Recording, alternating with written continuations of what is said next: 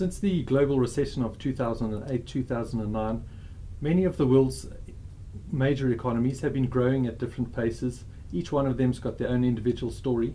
But what we've seen amongst all of them is that they have one similar thread that runs through them. They need to grow their economies, they need inflation to be restrained, and all of that, trying to get all of that done, they need to enact some kind of monetary policy, some kind of fiscal policy. And what we've seen is that monetary policy has been very loose, interest rates have been at historically low levels. We've seen huge packages of quantitative easing. This is just asset buying. You've got central banks and authorities out there buying assets, buying bonds, trying to put money into the economy, trying to create liquidity, trying to stimulate demand and get those economies going. On the other side, you've got fiscal policy, where we've got budgets that are running into big deficits. Government authorities are spending more than they're getting in. So they're trying to restrain that, get those budget deficits down, and that kind of acts as a drag on the economy. So you've got these two competing forces, and that situation is relevant and seems to be happening in most of the major economies around the world. So that's the challenge. We've got big economies like the US with these policies in place only likely to grow at around 2%, 2.1% this year. So a low level of growth, but a good steady rate of growth, below par, but at least the world's biggest economic engine is moving along nicely. The world's second biggest economy, China, that looks set to stay around the 8% growth level for this year and next year.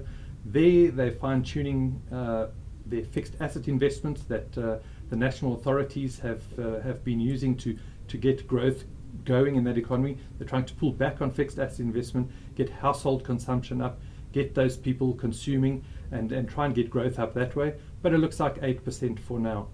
But I guess across all of the economies in the world, we're going to have these similar situations. Japan has just announced a huge package of monetary easing and fiscal easing, trying to get that economy going, trying to get growth up to 2%, trying to get inflation up to 2%. They've had deflation for many, many years, and trying to, in that kind of environment, if you've got deflation and prices are going to be cheaper next month, you don't go out and buy something. So then those goods aren't produced and the economy contracts, it stalls. So they need a bit of inflation in the system, and that's why they've introduced these huge packages.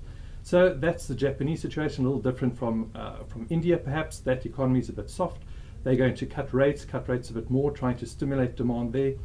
But in these world's big economies, it's all about trying to get that growth going, trying to keep inflation in check, and on the other side of the equation, trying to get your monetary policy and your fiscal policy in check, so that at the end of the day, the books balance and we get good growth.